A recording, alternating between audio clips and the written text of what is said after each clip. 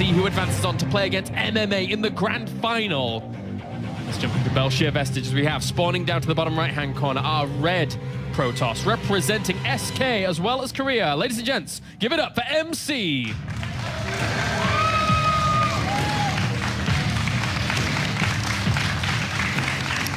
Crown favorites. And well, we'll do the introductions first as we have spawning up to the top left-hand corner our blue Protoss representing Korea. Give it up for Genius.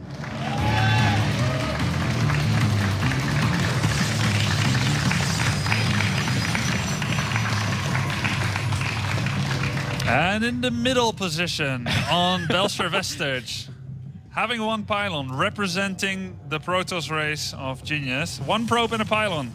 Hey, cheers. And even a gateway.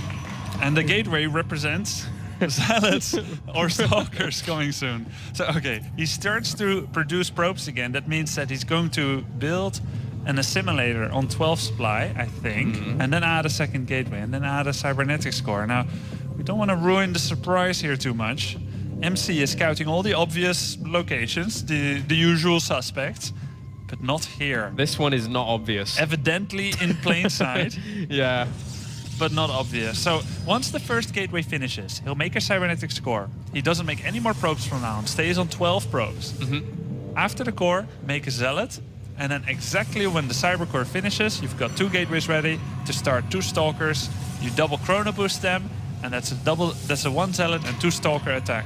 And in the hands of a player like Genius, who has already shown fantastic micro during this tournament.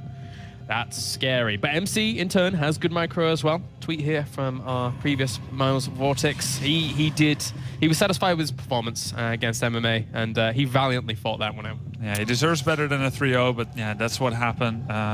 Very strong player. So, suddenly. Hello. Well, what do you do from here as MC? Now, he hasn't started his zealot yet, and it looks like he's not going to. He makes a second gateway, and that means that he'll try to get out some stalkers. Maybe start a mothership core immediately upon finishing of this core. There we go. Stalker coming out. Mothership core probably follows. Zealot's going to come into the mineral line here, maybe. Or actually start working... No. Start working on the gateway. It's kind of ambitious. Yeah. So straight to the mineral line with you, Zealot. Get on with what you're supposed to do. Good position there with that Zealot to the mineral line to just kind of stop those probes from surrounding. That's a lot of units so quickly. And this one stalker of MC is coming out right in the crossfire of these stalkers. Oh, takes a lot of damage. Even the Zealot was able to get a whack off, but that mothership core pushes it back with the probes. MC doing a good job of pulling those probes at exactly the right time. Now this kind of rush is all about killing the red units. He has to kill the units. Probes doesn't matter as much. He's 7 probes behind. He has to kill the stalker and the mothership core. If the mothership core survives, that's a photon overcharge, game over. So that's Genius's objective here. 2 more stalkers coming out. He will have 4 stalkers against 3 and the zealot.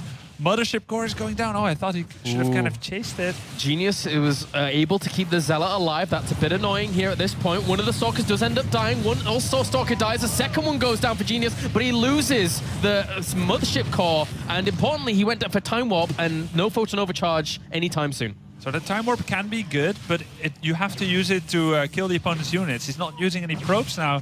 As it looks like right now, they'll both produce from 2 gateways. Ah, the Stalker, run away! Wow. He saved that Zealot too, all along. It's not died. The Immortal Zealot. Soon, Genius will have 5 Stalkers and a Zealot. MC has 3 Stalkers and a Zealot. This is a good hold so far, I feel. So far, yes. But that's now 4 Stalkers. 4 Stalkers against 3 Stalkers can sometimes be a bit annoying. That Zealot's still alive. Did a lot of damage to that initial one. It does end up dying, but these 3 Stalkers are a little bit healthier. Close engagement here. But Genius slowly winning out. The probe's going to come off the line for MC to defeat that again. Yeah, MC's still 7 probes ahead, so time is his friend. Yeah. Not only that, but reinforcement distance is his friend as well, just by a small portion, but then he has that high ground advantage, and Genius's window is slowly, quickly closing. Yeah, it's evaporating their chance to win this. He's not resuming pro production, and MC is, so MC thinks this attack is over, and I can't really blame him for that. I think that we can call this a successful hold already, kinda.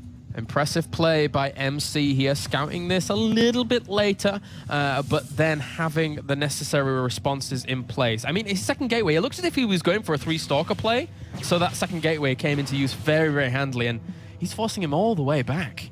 I don't think he needs to move down here. You get the first hit in when you are on the higher ground.